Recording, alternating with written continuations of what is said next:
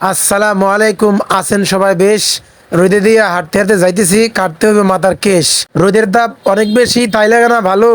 দিন দিন চেহারাটা হয়ে যাচ্ছে কালো। গ্রামের এই সুন্দর ভিডিওগুলো আমি করি, এগুলো করে যেন সবসময় আপনাদের সামনে থাকতে পারি। মাথার চুলগুলো অনেক বড় হয়ে গেছে, তাই একটা 5 টাকা দামের আইসক্রিম নিয়ে খাইতে খাইতে যাইতেছি বাইকনারের সাথে নিয়ে।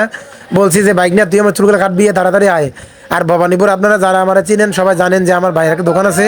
এই যে আমার বাইরের দোকানে আইসা বললাম, আইসা এখন আমার চুল কাটা রেডি করবো। তার আগে আমার বাইকনাটা পোস্ট দিছে। আসলে আমি আজকে চুলগুলো একদম চুল করে কাটবো, কারণ যেভাবে রোদের তাপ পড়ছে, রোদের তাপে মাথার মধ্যে একদম চান্দি গরম হয়ে যায়। তাই আজকে উদাম হইয়া পড়তেছি। তো এই যে আমার চুলগুলো শুরু হয়ে গেছে। বাইকনারে কইছি, বাইকনা তুই কোনো দিক চাবি না, শুধু কাটতে থাক।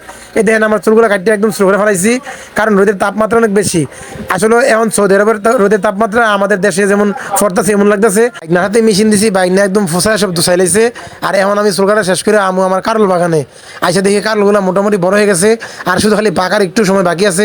ভাবলাম কারো নজর পড়ার আগে যদি একটু নেট দিয়ে ঘুরে দেই, তাইলে হয়তো অন্ততপক্ষে একটু চোরের হাত থেকে বাঁচতে পারবো। কথায় আছে, নিজের ভূত কানো বলা হইয়া হইয়া বাপডা হে। আর নিজের কাছে ফল যদি নষ্ট হয়, খাইতে কিন্তু ভালো লাগে।